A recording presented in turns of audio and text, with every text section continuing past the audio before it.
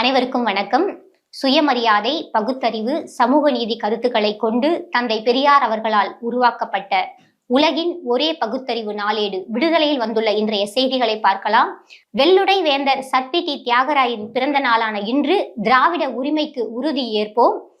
சென்னை மாநகராட்சியின் முதல் தலைவர் தியாகராயர் அவர்கள் பார்ப்பனர் அல்லாதர் கொள்கை வெளியிட்டு தமது மக்களுக்கு சமூக நீதியை பற்றிய விழிப்புணர்வை ஏற்படுத்தியவர் தியாகராயர். ஆரிய திராவிட உரிமை போரில் முதல் முழக்கத்தை படைத்தவர் இவர். நன்றி மறக்காது நமது மூத்தோர் முன்னோடிகள் அமைத்த உரிமை மாளிகையை பாதுகாப்பதும் புதுப்பிப்பதும் மட்டுமல்ல, அதனை மேலும் வலுவோடும் பொலுவோடும் காத்து கடமையாற்ற சூளுரைப்போம். இன எதிரிகள் உயர்த்தி பிடிக்கும் மதவெறி ஜாதிவெறி அரசியல் ஆதிக்கத்தை விரட்டி அடிக்க உறுதியேற்போம். வென்று காட்ட வீறு கொண்டு உழைப்போம் என திராவிடர் கழகத்தின் தலைவர் ஆசிரியர் அவர்களின் அறிக்கை இன்றைய விடுதலையில் இடம்பெற்றுள்ளது. ஒன்றிய பாஜக அரசின் ஊழல் அம்பலம். செலவு கணக்கில் வராத ரூபாய் 54,282 கோடி முறைகேடு. 15 அமைச்சகங்கள் செலவுக்குரிய ஆவணங்களை வழங்க முடியாமல் தவிப்பு.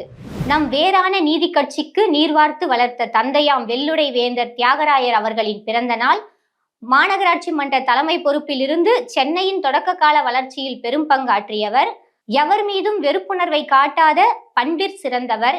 பார்ப்பனர் அல்லாதாரின் உரிமைகள், கல்வி வளர்ச்சி ஆகியவற்றுக்காக தியாகராயர் ஆற்றிய பணிகள்தான் இன்றும் நம்மை இயக்கும் திராவிட மாடல்.